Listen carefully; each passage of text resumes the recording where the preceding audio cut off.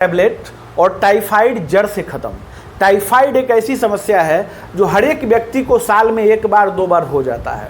बहुत ऐसे लोग परेशान हैं टाइफाइड से, सुई ले लेकर थक चुके हैं। जब टाइफाइड होता है डॉक्टर कहते हैं इंजेक्शन लो, 12, 15, 14, 15, 20 इंजेक्शन लेते हैं, 30 इंजेक्शन लेते हैं, लेकिन फिर दोबारा टाइफाइड रिटर्न आ जाता है। तो मैं आपको एक ऐसी दवा बताऊंगा इस वीडियो में जिससे टाइफाइड दोबारा रिटर्न नहीं होगा। आप यकीन कीजिए, आश्चर्य हो रहा होगा आपको सुनकर कि ऐसी कोई दवा होती ही नहीं है, लेकिन आप नहीं जानते हैं ऐसी दवा होती है कि टाइफाइड दोबारा ज़िंदगी में आपको नहीं होगा। इस वीडियो में यही जानेंगे। दूसरा जानेंगे कि टाइफाइड में कौन सी दवा कभी नहीं खानी चाहिए जिससे बार बार टाइफाइड हो जाता है, ये भी जान लीजिए। कौन सा खाना नहीं खाना चाहिए, क्या खाना चाहिए कि ज़िंदगी में कभी टाइफाइड बुखार नहीं हो, इन सब को इस वीडियो में डिटेल में समझेंगे। मैं डॉक्टर आशुतोष रंजन। चलिए शुरू करते हैं। सबसे पहले देखिए, बहुत ऐसे लोग हैं जो टाइफाइड से परेशान हैं। वो क्या क्या गलती करते हैं, क्यों टाइफाइड उनको दोबारा हो जाता है, बार बार हो जाता है, इसको समझ लीजिए। सबसे पहले तो लोग क्या करते हैं कि टाइफाइड का कोर्स पूरा नहीं करते हैं। जैसे टाइफाइड जितना भी है, तो कभी कभी टाइफाइड बहुत ज़्यादा होता है, कम होता है। तो अगर आपको आपका डॉक्टर बता रहा है कि टाइफाइड जो है आपको इतना है, तो इतने दिन दवा, इंजेक्शन या जो भी है आपको लेना पड़ेगा, तो आपको लेना चाहिए। ठीक है, पहली बात तो दवा का कोर्स लोग ही पूरा नहीं करते हैं। इंजेक्शन और दवा का कोर्स ही नहीं पूरा करते हैं। थोड़ा सा आराम हुआ, रिलैक्स हुआ, फिर दवा छोड़ दिए, तो फिर दोबारा टाइफाइड होगा ही होगा, एकदम कंफर्म बात है। दूसरा पॉइंट क्या है, टाइफाइड में क्या नहीं खाना चाहिए। देखिए, टाइफाइड में आप तमाम दवाइयाँ खा लीजिए, टाइफाइड आपका ठीक हो जाएगा। टाइफाइड है क्या? टाइफाइड एक इंटेस्टाइन में छाला है, आंत में छाला है। बहुत लोग टाइफाइड के नाम से डर जाते हैं, अरे टाइफाइड हो गया। टाइफाइड कुछ नहीं है, टाइफाइड सिंपल छाला है। जो जीभ में अल्सर होता है ना, छाले हो जाते हैं जीभ के अंदर, मुंह के अंदर, वैसा ही आंत में छाला हो जाता है। तो जब आंत में छाला हो जाता है तो वो दर्द करता है, और दर्द की वजह से बुखार आता है। उस छाले को ठीक करना है। देखिए, अगर उस छाले को ठीक कर दीजिएगा तो कभी नहीं होगा टाइफाइड। लोग गलती क्या करते हैं, क्या खाते हैं, टाइफाइड होने के बाद लोग मिर्च, मसाले, इन सब का भोजन करते रहते हैं, मैदे का भोजन करते रहते हैं। तो मैदा क्या करता है, मैदा आपके आंत में जा करके चिपक जाता है, फिर सड़ जाता है और फिर वहाँ पर छाला बना देता है। अगर देखिए कोई दवा चल रही है आपके इंटेस्टाइन के टाइफाइड को ठीक करने के लिए, मान लीजिए आप इंजेक्शन ले रहे हैं या कोई टैबलेट ले रहे हैं, ठीक है, तो दवा तो खा रहे हैं छाला को ठीक करने के लिए, और ऊपर से आप मिर्च मसाला बहुत ज़्यादा खा रहे हैं, तो जो आंतों में मिर्च मसाला और तेल जा रहा है, तेल भी तो शुद्ध नहीं है, तेल भी शुद्ध नहीं है। आजकल केमिकल से ही तेल बनता है। पामोलिन ऑयल सबसे ज़्यादा तेल में लोग मिलाते हैं, जो काफ़ी खतरनाक है।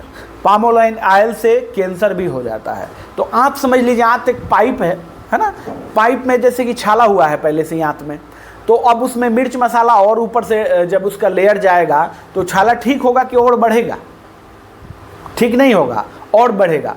थोड़े दिन के लिए दब जाएगा, थोड़े दिन के लिए दब जाएगा, फिर दोबारा हो जाएगा। और फिर लोग कहते हैं कि सर टाइफाइड मेरा ठीक नहीं हो रहा है और बार बार टाइफाइड हो रहा है।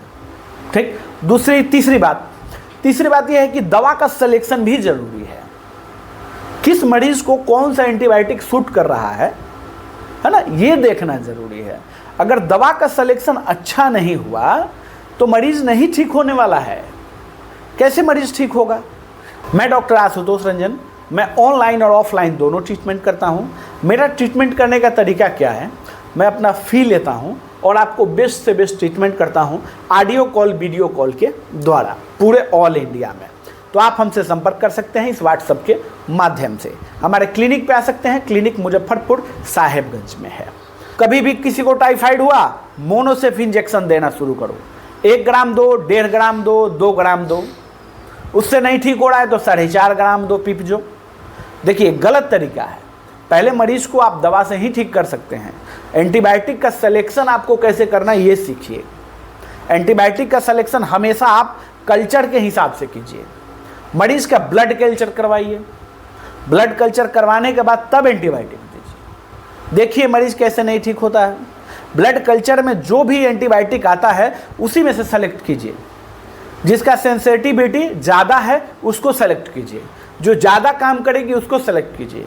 और एंटीबायोटिक चलाइए मरीज़ को, इंजेक्शन के बदले जो है टैबलेट दीजिए, और टैबलेट से ही मरीज़ ठीक हो जाएगा। ये वही दवा है जो मैंने कहा है कि एक ही टैबलेट से टाइफाइड हमेशा के लिए ठीक हो जाएगा। तो दवा हर एक मरीज़ के लिए अलग अलग हो सकता है। मैं ये नहीं कह सकता हूँ कि इस मरीज़ के लिए ये दवा सही है और इस मरीज़ के लिए भी सही है, नहीं।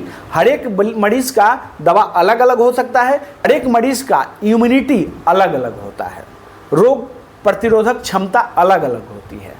चलिए, इसको तो आपने जान लिया कि एंटीबायोटिक कैसे सेलेक्ट करना है। अगर आपका बार बार टाइफाइड नहीं ठीक हो रहा है, परेशान हो चुके हैं टाइफाइड से, तो ब्लड कल्चर करवा करके और तब एंटीबायोटिक सेलेक्ट करना चाहिए।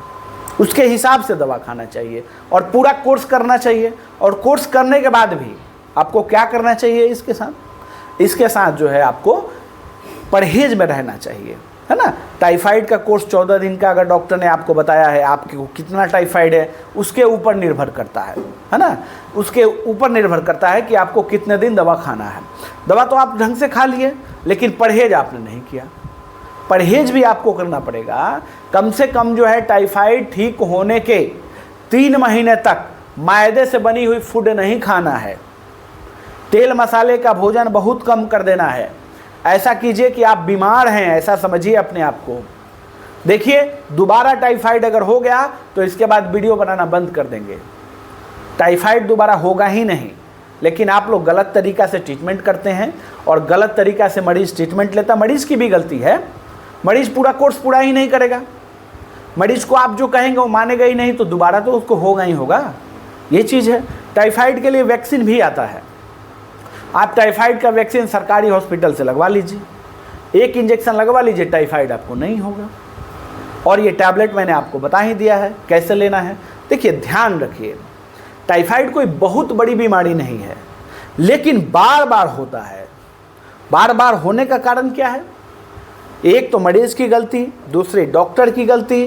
डॉक्टर ने कुछ नहीं किया, बस सीधे इंजेक्शन देना शुरू कर दिया। किस मरीज़ को कौन सा एंटीबायोटिक सूट कर रहा है ये चेक ही नहीं किया, और मरीज़ को इंजेक्शन देना शुरू किया। तो ये तो डॉक्टर की गलती है। मरीज़ की गलती है कि मरीज़ कोर्स पर इलाज नहीं लेता है, उसके बाद परहेज़ नहीं करता है। तो फिर तो दुनिया में कोई आपको नहीं बचा सकता है, तब तो आपको बार बार टाइफाइड होगा। मैंने अपना 2 PDF बुक और वीडियो लेक्चर का कोर्स लॉन्च किया हुआ है आप ही लोगों के लिए। कुछ सीखना चाहते हैं नया, कुछ नया फॉर्मूला जानना चाहते हैं, साइंटिफिक बेस, नहीं ऐसे ही कुछ भी नहीं, साइंटिफिक बेस फार्मूला जानना चाहते हैं, मेरा रिसर्च फार्मूला जानना चाहते हैं, तो उसके लिए मैंने 2 बुक लॉन्च किया हुआ है, जिसमें आपको PDF बुक है और साथ में वीडियो लेक्चर भी मिलेगा, जो आपको स्क्रीन पर दिख रहा होगा। जिसको लेना है मुझे इस व्हाट्सएप पर संपर्क कर सकते हैं।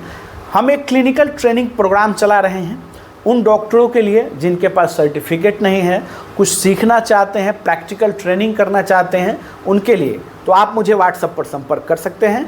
वीडियो अच्छा लगे लाइक करें और शेयर करें। जिनको बार बार टाइफाइड होता है उन लोगों के लिए तो ज़रूर ही शेयर करें।